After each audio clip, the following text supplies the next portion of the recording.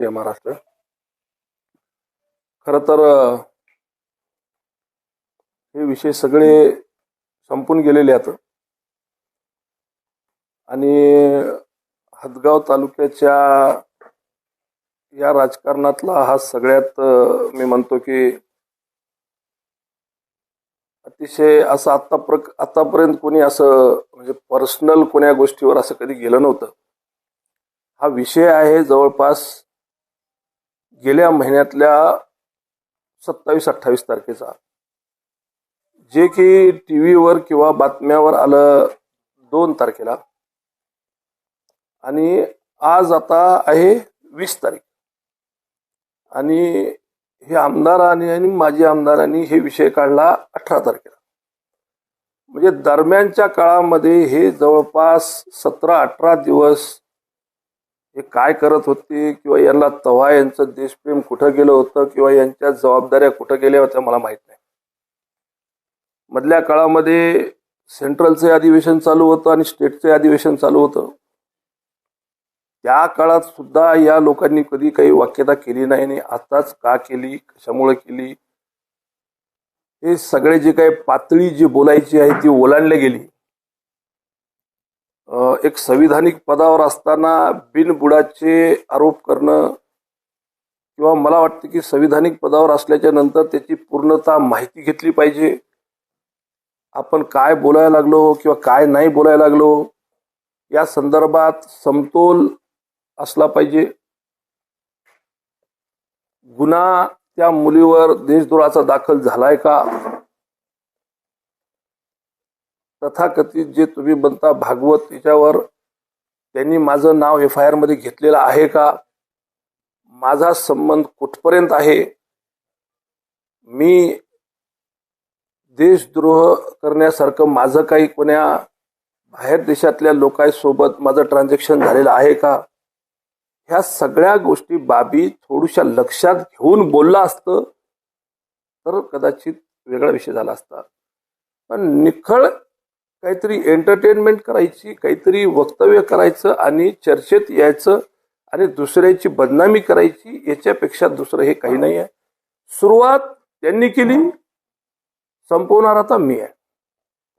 आणि जी पातळी त्यांनी ओलांडली, जी बोलण्याची पातळी ओलांडली, त्याच्यानंतर आता बोलण्याची पातळी माझी सुद्धा ओलांडणार आहे.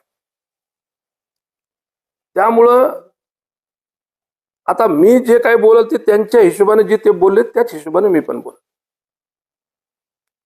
आता आपल्या सगळ्याला विनंती आहे की एकाने मला त्यांनी विचारलेल्या प्रश्नाचं आपण प्रश्न विचारावे, त्यामुळे मी तुम्हाला त्याचं उत्तर देईन.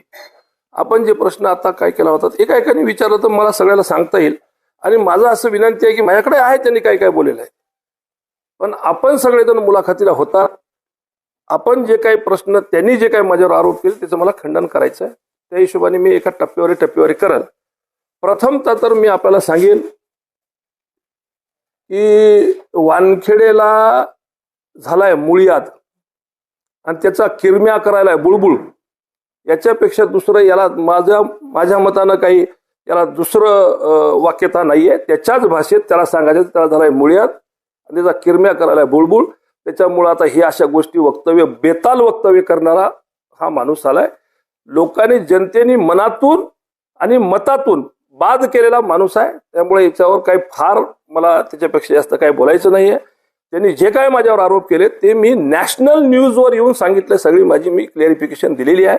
त्यामुळे माझी अशी बदनामी करण्यापेक्षा आपण अगोदर त्याची सत्यता परतवा, काय आहे ते परतवा आणि त्याच्यानंतर बोला. मी काही लपून गेलेलो नाही, मी कुठं काही पळून गेलेलो नाही. अधिवेशन चालू होतं, अधिवेशनाला गेलो, तिथं सगळी मी नॅशनल कॉन्फरन्स घेतली, सगळी पूर्ण पत्रकाराशी करून माझे मी क्लिअरिफिकेशन दिली. त्याच्यानंतर एकाही पत्रकाराने मला नंतर पुन्हा अजून त्याच्यावर विश्लेषण कोणी मागितलं नाही. माझ्यावर FIR नाही, माझ्यावर त्याच्यामध्ये जे काही गुन्हा झाला असेल ते जे आंतरराष्ट्रीय जे गुन्हा दाखल होतात ज्याला देशद्रोहाचं म्हणतात त्या हिशोबाचं कोणतंही कृत्य माझ्याकडून झालेलं नाही. आणि माझ्या घरात कसा ते बाई आली हे ते विचारत होते, तर मी तुम्हाला एक क्लिप दाखवतो, एक फोटो दाखवतो, म्हणजे आपल्याला कळेल की माझ्या घरात मी एक पब्लिक फिगर आहे, मी खासदार आहे, माझ्या घरात कुणी येऊ शकतं, कुठूनही येऊ शकतं. कोणाच्या माथ्यावर तर लिहिलेलं नसेल की कोण कसलं कोण आहे कोण आहे. त्यामुळं मी पण हे जेव्हा झाली घटना त्यावेळेस मी थोडीशी त्याची माहिती घ्यायला सांगितली आमच्या काही माणसाला. आणि त्याच्यानंतर एक माहिती समोर म्हणजे मी जे म्हणलो होतो तुम्हाला की त्या बाईजवळ एक क्लिप होती की ती महाराजा एक जे रामभद्राचार्य महाराज होता त्यांनी त्याचा स्टेजवर सत्कार केलेला आहे त्या मुलीचा. आणि असं सांगितलं की ही IS झालेली मुलगी आहे आणि ही अतिशय आमची चांगली भक्त आहे आणि ही चांगली हुशार आहे असं तसं त्याने त्याचा सत्कार केलेला होता. त्याचाही क्लिप मी पाहिली. ते त्या तिथल्या पोलीस स्टेशनमध्ये सुद्धा त्याची रेकॉर्ड आहे. ठीक आहे. आणि माझ्या घरी कशी आली हे जे आपलं वक्तव्य होतं ना त्याच्याबद्दल मी तुम्हाला फक्त एक क्लिप दाखवू इच्छितो.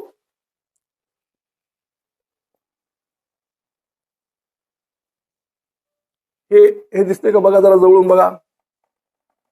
हे गडकरी साहेबाला ही महिला भेटली काल परवा.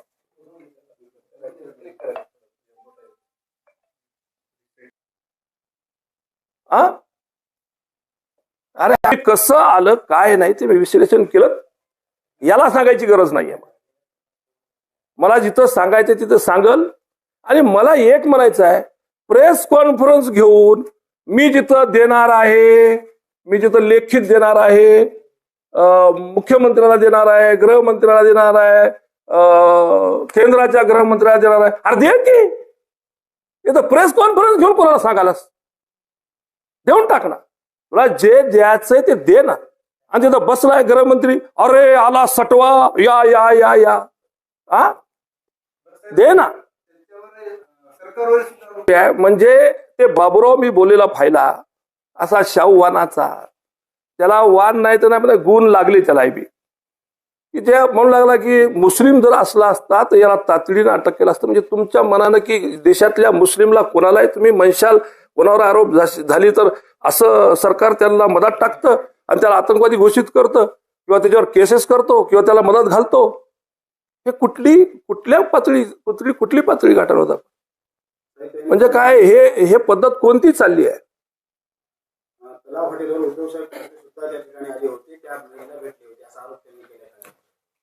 मला काय म्हणायचं आहे की हे जे लोकांची अशी कोणाचीही बदनामी करायले, हे बोलण्याच्या अगोदर कदाचित थोडस तरी त्यांच्याजवळ काही ना काही ते बाबुराव म्हणले की त्यांच्याजवळ अजून आलं नाही किंवा येणार आहे. मी पण आता याच्याबद्दल मी या दोघांवर मी मानहानीचा दावा करणार आहे. आणि तलाव हॉटेलच्या मालकाला सुद्धा मी विनंती केली की तू बी कर. कारण त्या तलाव हॉटेलला मी पूर्ण रजिस्टर शोधायला लावलं. मला कधीतरी भविष्यात आयुष्यात तिथं आले असतील असे नाव आहे का? पण कुठल्याही प्रकारचं तसलं नाव नाही आहे किंवा तिथं ते गेलेले नाही आहेत अशी त्याच्याकडे तरी नोंद नाही आहे. मी आतापर्यंत त्या तलाव हॉटेलला 3 ते 4 वेळा गेलो. 3 ते 4 वेळा कोण्या ना कोणातरी कार्यक्रमासाठी गेलो. उद्धव साहेब आले त्यावेळेस गेलो. त्याच्या व्यतिरिक्त मी कधीही तिथं थांबलेलो नाहीये. कार्यक्रमाच्या व्यतिरिक्त मी अर्धा तास सुद्धा तिथं बसलेलो नाहीये. आणि हे त्यांनी सिद्ध करावं, नाहीतर मीडियापाशी येऊन माफी मागावी. नाहीतर मी त्यांना असं सोडणार नाहीये. कुणाची फुकट बदनामी करण्याची गरज नाहीये. आणि हे जे सांगतायत ना की नागेश पाटील कोणालाही काही देत नाही, आपल्या सगळ्याला माहिती आहे. मी जे काही करत असेल ते सगळं उघड श्रुत आहे. मी काय हरिश्चंद्र नाहीये. मी कधी म्हणलो नाही मी हरिश्चंद्र आहे म्हणून. मला हरिश्चंद्र बनायचा शौक सुद्धा नाहीये. माय बापाच्या पुण्याने मी सगळं व्यवस्थित आहे. मला जे काही बरं वाटते त्याची मदत करावी वाटते त्याची नक्की करतो, पुढेही करत राहील. ही घटना घडली म्हणून मी काही थांबणार नाहीये. आणि हे जे सांगायला लागलेत की म्हणजे हसू आपण स्वतः दात काढायचे करायचं नाही. एक कॉमेडी शो बस झाला, दुनियाला सगळ्यालाच माहीत झालं. आणि बाकीचं लोकांचं तर सोडा, पण बाबुराव जेव्हा पहिला उभा टाकला तेव्हा सुद्धा मी त्याच्यासाठी सुद्धा 50 लाख रुपये खर्च केलाय. 10 सांगितलंय. आणि आजही सांगतो, त्याच्या जवळच्या कार्यकर्त्याला माहित आहे, माझ्या कार्यकर्त्याला माहित आहे, सगळ्या तालुक्याला माहित आहे की तुझ्यावरही सुद्धा उपकार आहेत माझे. तुझ्यावर सुद्धा मी खर्च केलाय आणि या वानखेडेवर सुद्धा मी केलाय. या वानखेडेच्या इलेक्शन मध्ये सुद्धा मी लाखो रुपये घातलेत. पण यांनी कोणाच्या कणगळीवर मुतून सुद्धा बाटले नाहीत. हे जे बाबूराव सांगते की ते मेडिकल सांगते, हे पूर्णपणे माझ्या कॉपी करतात. या तालुक्यामध्ये सगळ्यात अगोदर जर कोणती गोष्ट जर आरोग्य शिबिर घेतलं असेल तर नागेश पटाने घेतलं. 11 दिवसाचं घेतलं तब्बल, आणि जवळपास 700-800 ऑपरेशन केले. नुसत्या डोळ्याचे ऑपरेशन नव्हते. हे बाबूराव जे करायले ना, ते प्रत्येक वेळेस दरवर्षी पक्ष हे वरचे लोक आरोग्याची शिबिर पाठवत असतात आणि ते फक्त हे घेत असतो. स्वतःच त्याच्यासोबतच काही नाहीये. हे पक्षाला दिलेले लोक आहात आणि त्या लोकांना घेऊन हे आपल्या तालुक्यावर हिंडत असतो.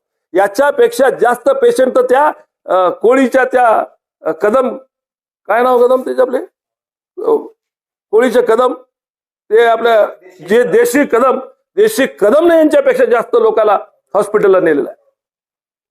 हे काही उगा आपलं उठलं बरा आहे, आम्ही काही बोलणार झालो ठीक आहे. मला हे वैयक्तिक अशी टीका करणं आवडत नाही. मी कोणाचाही मी आतापर्यंत कोणाच्याही खोलात असं वेगळं गेलेलो नाहीये आणि मला खोलात जायचा मला भाग पाडू नका. मी तुम्हाला सांगतो, मी या दोघांना सांगू इच्छितो की मला तुमच्या खोलात जायला भाग पाडू नका. वानखेडे साहेबाला तर मी सांगेल की मी अजून वाड्यावर गेलो नाही, मी अजून कैलास शेठच्या दुकानापासून गेलो नाही, मी हायवेवरही गेलो नाही.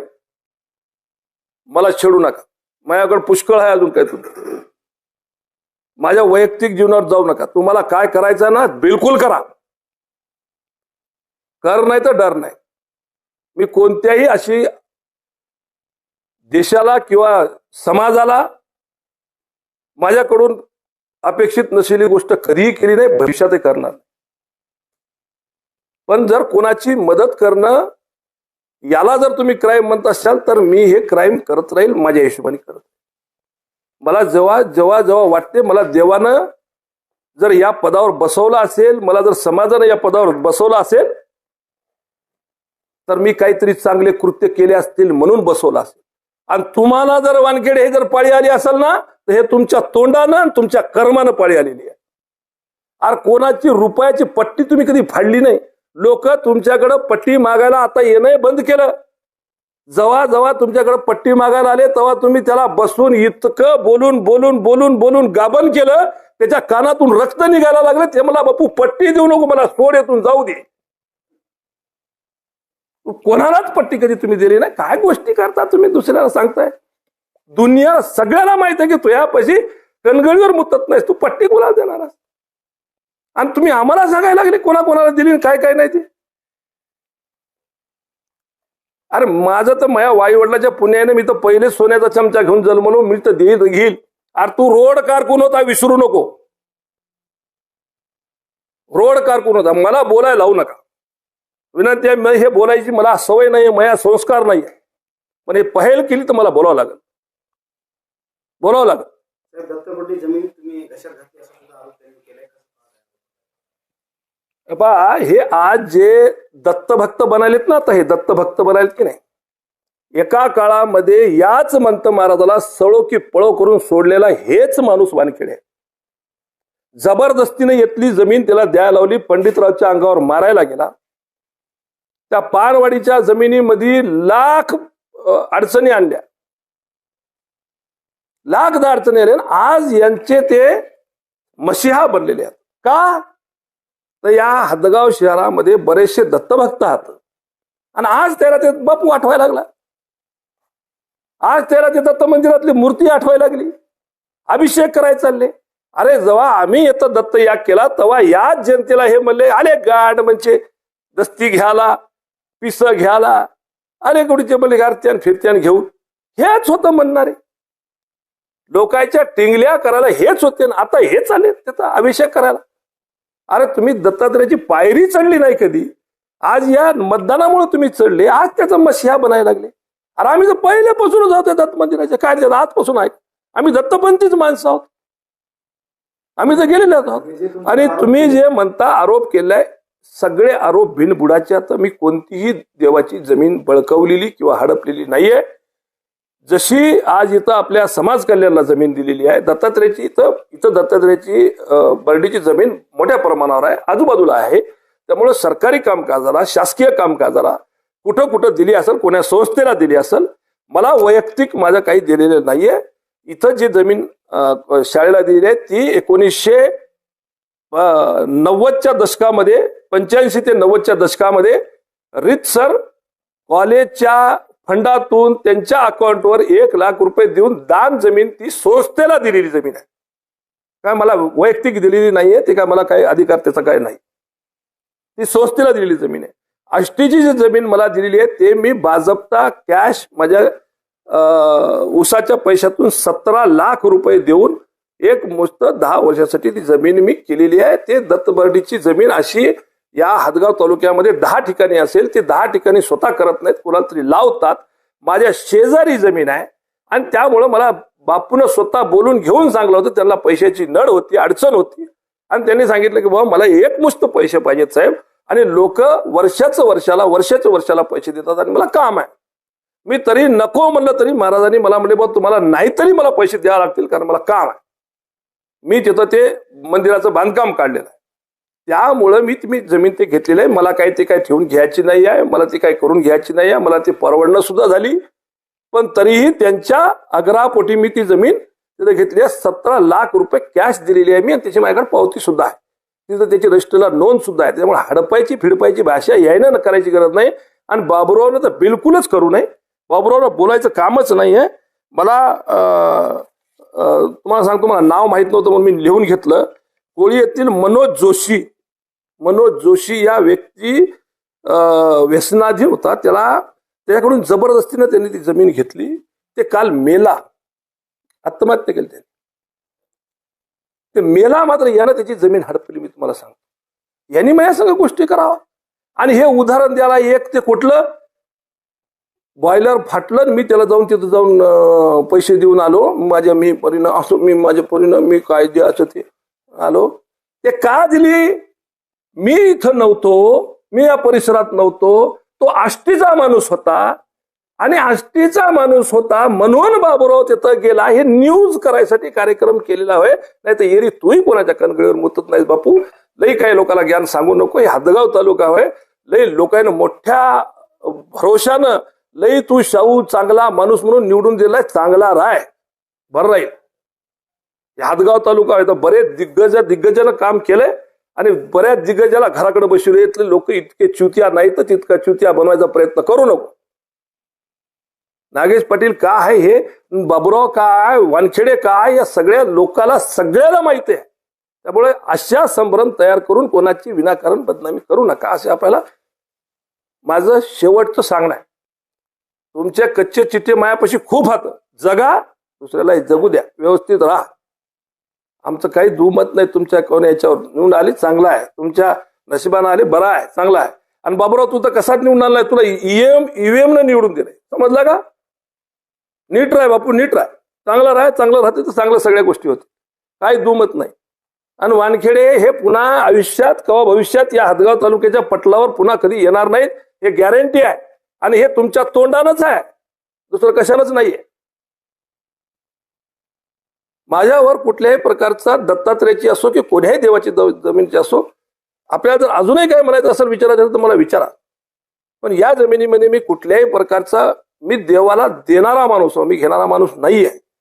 आणि हे येणं किती बोंबलून सांगलं तर लोकांना माहित आहे आणि त्या देवालाही माहित आहे. याने किती बोंबलं म्हणून काही फरक पडणार नाही.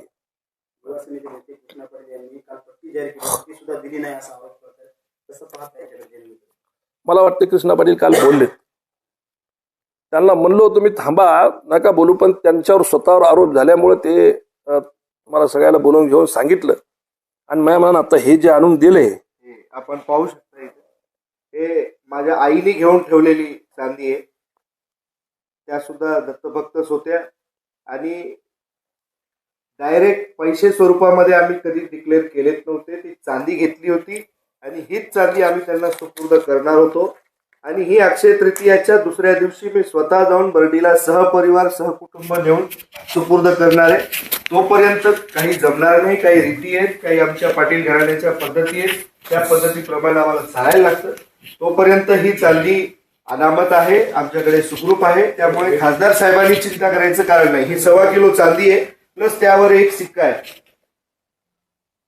हे सुद्धा वेलविश म्हणून ठेवलं जातं, म्हणजे त्याच्यासोबत ते ठेवलेलं आहे. त्यापेक्षा आशाला अशीच चांदी आमच्या आईने घेऊन ठेवलेली आणि ही अक्षय तृतीयेच्या दुसऱ्या दिवशी आम्ही सहकुटुंब सहपरिवार जाऊन त्या ठिकाणी सुपूर्द करतो. अजून एक आरोप केला साहेब, माजी खासदार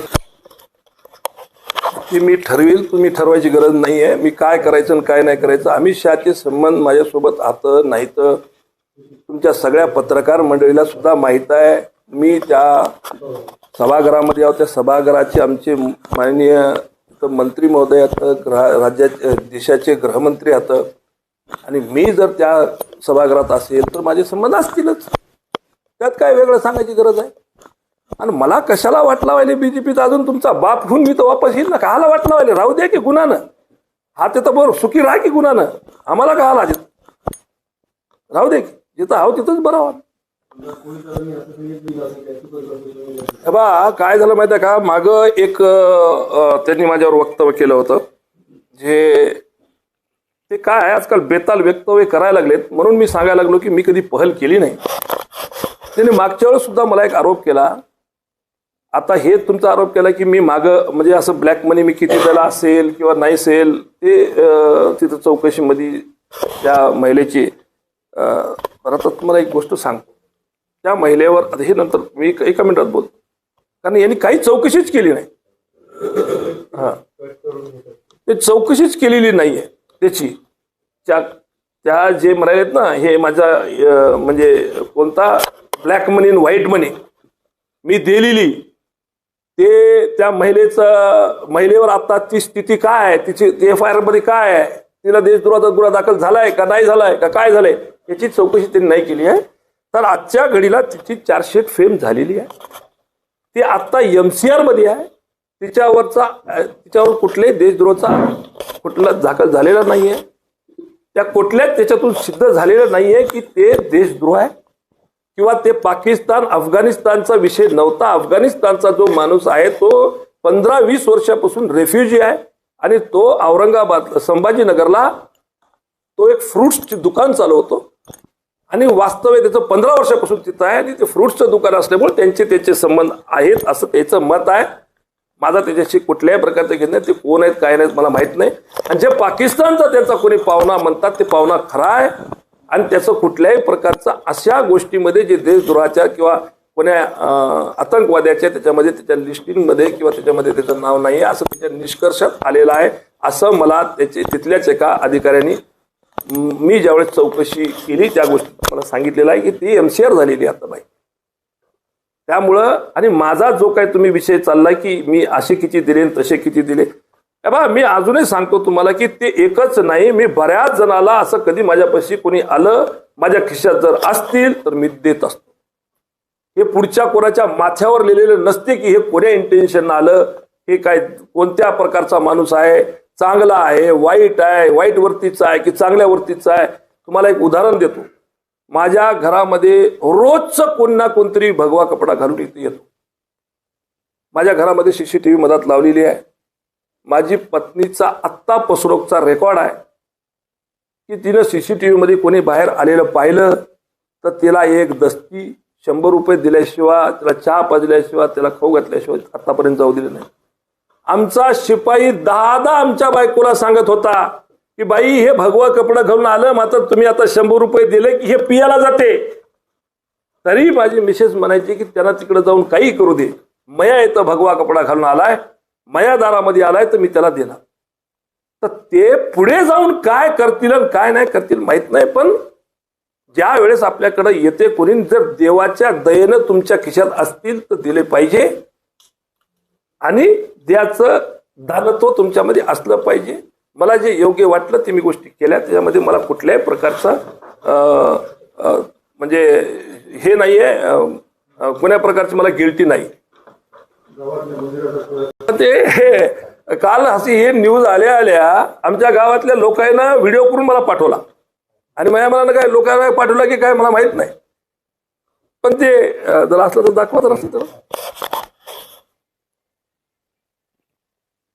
माझ्या वडिलाचं नाव आहे, माझ्या गावावर माझं खूप जास्त प्रेम आहे आणि लोक माझ्यावर खूप जास्त प्रेम करतात गावात. माझ्या गावात काय करायचं आणि काय नाही करायचं हे त्यांनी मला सांगायची गरज नाहीये. वानखेडे साहेबांना पडताळणी केली पाहिजे की तुमच्या गावात तुम्ही काय करायले पहा. तुमच्या गावातला सरपंच तुमच्या विरोधातला निवडून आलाय, मला सांगू नका. मी माझ्या गावातल्या सगळ्या मंदिराचे कामं केलेत, सगळ्याचे कामं केले. माझ्या गावामध्ये 4-5 मंदिरात 4-5 मंदिराचा एकाच वेळेस मी कळस केलाय आणि पूर्णपणे मी केलाय.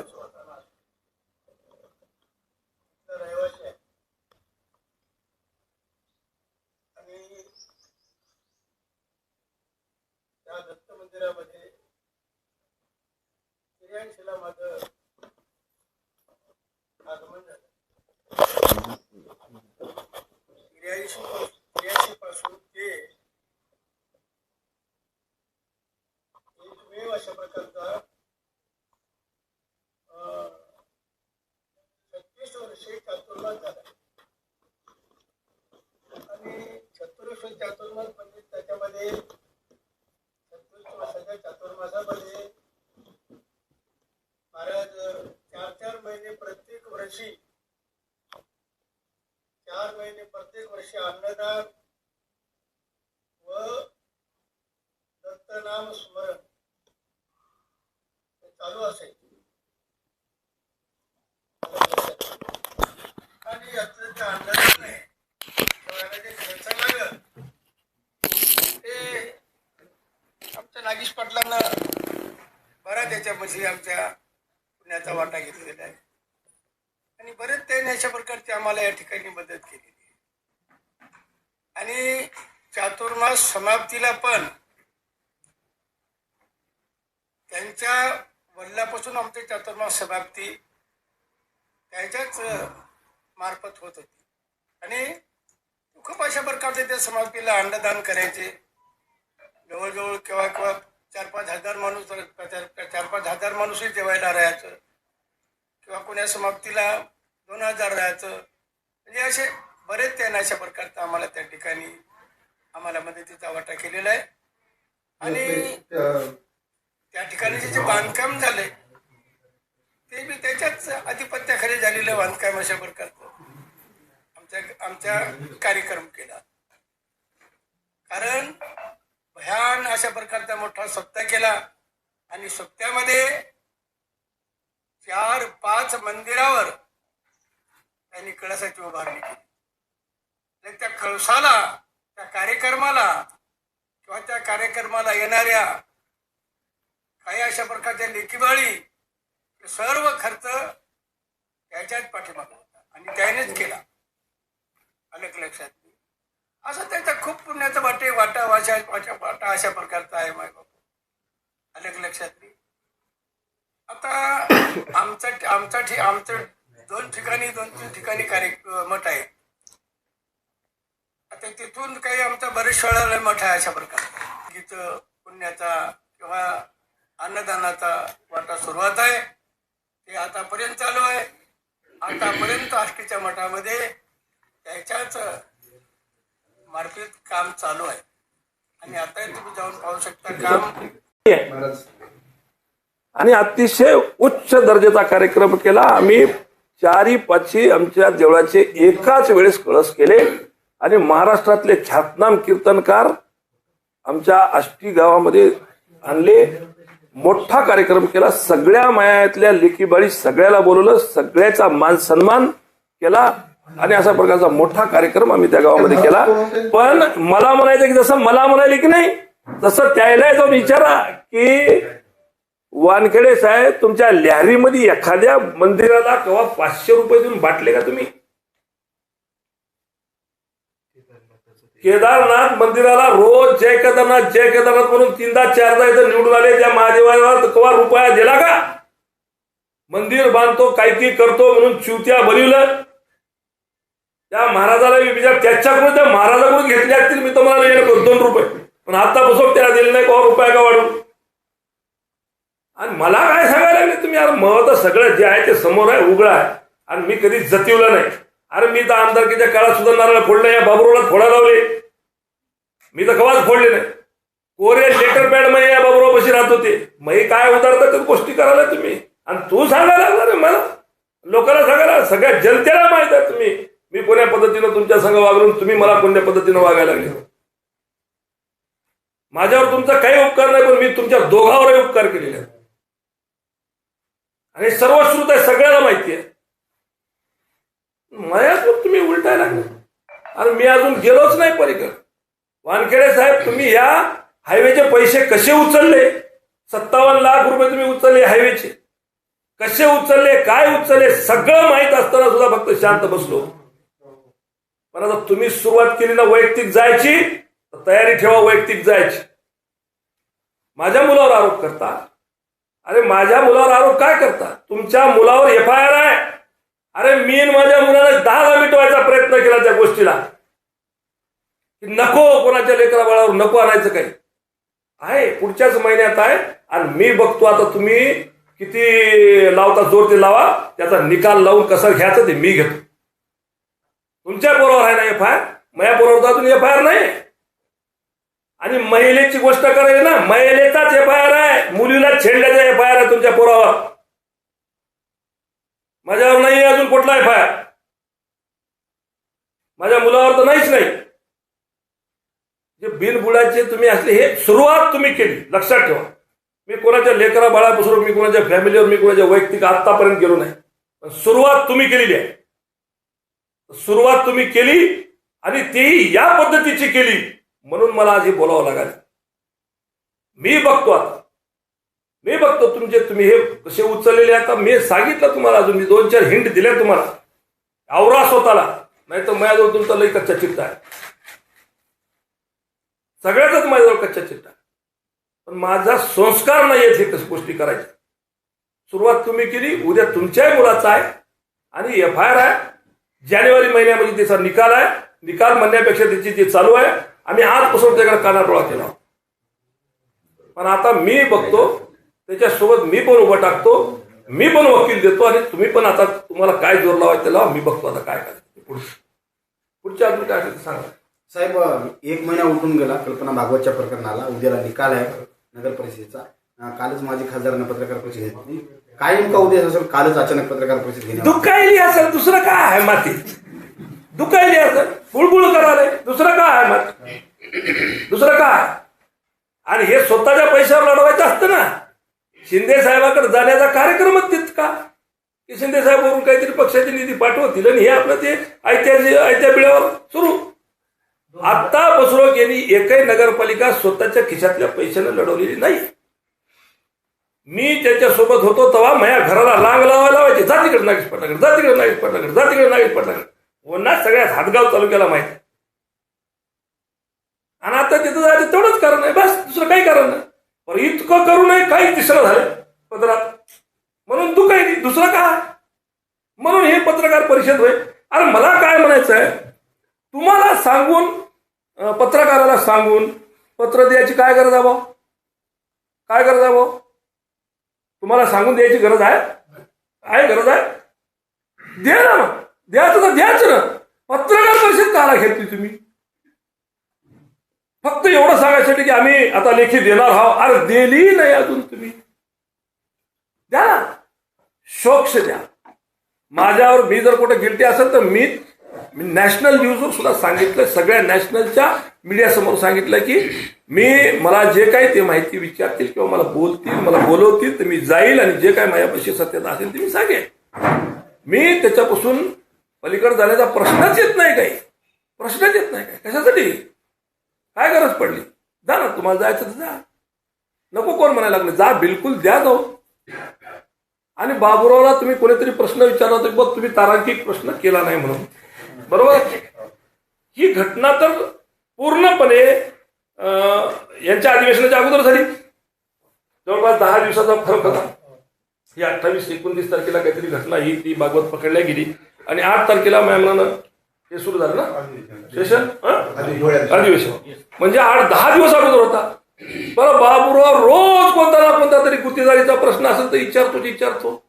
कोणत्या तरी कोणातरी ब्लॅकमेल करायचं असेल तर कोणातरी अधिकाऱ्यावर विचारतो. रोज आपण फायदे त्याला कुठं ना कुठं तरी काही ना काहीतरी त्याच्या जे फायद्याची गोष्ट असेल ती विचारली त्यानं. मग तुम्हाला साधारण प्रश्न उत्तर तासामध्ये विचारता आला असता. औचित्याचा विषय होता, औचित्याचा मुद्दा तुम्ही उपस्थित करू शकले असते.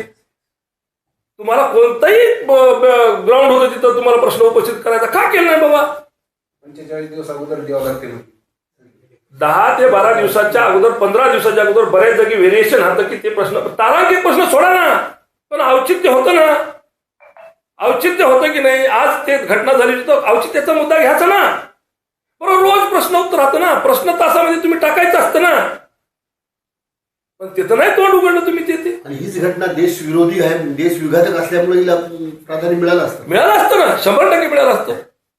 पण ते त्याच्यामध्ये कसं होतं, यांना फक्त हे माणूस आहे गुत्तेदार, याला फक्त तेवढ्याच गोष्टीमध्ये इंटरेस्ट आहे की कुठून पैसा काढायचा. अरे नको करू पैसा पैसा. हा, ते मी तुम्हाला सांगायचं राहिलं. माझ्यावर यानं दुसरा एक आरोप केला होता की माझी पत्नी आजारी असताना मी त्या उपराष्ट्रपतीच्या मतदानाला गेलो आणि काही पैसे खाल्ले आणि माझी पत्नी मेली होती तरी हे पैसे खाल्ले. अरे काय, कुठल्या पातळी गाठायले रे बाबराव? माझी पत्नी तिथं असताना या देशाचा विषय आहे म्हणून मला ते जरी सिरियस असले तरी मला तिथं जावं लागलं. मी सकाळी गेलो, संध्याकाळचा परत आलो. अरे श्रीकांत शिंदे तिथं आले होते. श्रीकांत शिंदेने मधामध्ये पाय टाकल्या डॉक्टरने डिक्लेअर केले की शी इज नो मोर. आणि तुम्ही माझ्या म्हणजे मेलेल्या पत्नीच्या संदर्भात तुम्ही असली फालतू अफवा करता रे. अरे पैसे पैसे बाबराव, तू जितका आयुष्यात पैसा फायदा नसशील किंवा कमीला नसशील तितके मी गमवून बसलो रे माझ्या बापाच्या पुण्याईनं. तू मला पैशाचं साकारा आणि म्हणजे गेलेल्या लोकांवर तुम्ही टीका केली. अरे एवढी पातळी गाठली का रे तुम्ही? एवढं तुम्हाला हवं आहे का रे राजकारणात? एवढं तुम्ही एवढी खालची पातळी जाऊ शकता का रे? अरे कुठं चालले रे तुम्ही? काय विषय करून ठेवायला लागले? अरे कमीत कमी एखादी जागा सोडा. अरे माझ्यावर दुसरे खूप आरोप करता येतील, पण नेमका त्या दिवशी तुम्ही आरोप करता. किती शोकांत काय, कुठं कुठं चाललाय तुम्ही? अरे एवढे पडू नका, एवढे खाली नीचतेला जाऊ नका, एवढी नीच पातळी गाठू नका. आणि खरं तू एका बापाचं जर असशील ना तर कुठून माझ्या पैसा आला त्याचा आणि मी कुठं पैसा त्या उपराष्ट्रपतीचा घेतला तुला तुझ्या मायबापाची शपथ दाखव, सिद्ध कर. मी राजीनामा देऊन टाकून देतो. मी पुन्हा कधीच मी संन्यास घेतो राजकारणात. आणि मग तिच्या तिथं मोठं भाषण करताना सांगू लागला. आणि राजकारणासाठी तुम्ही आता असे बोलता, एवढी घाण टीका करता.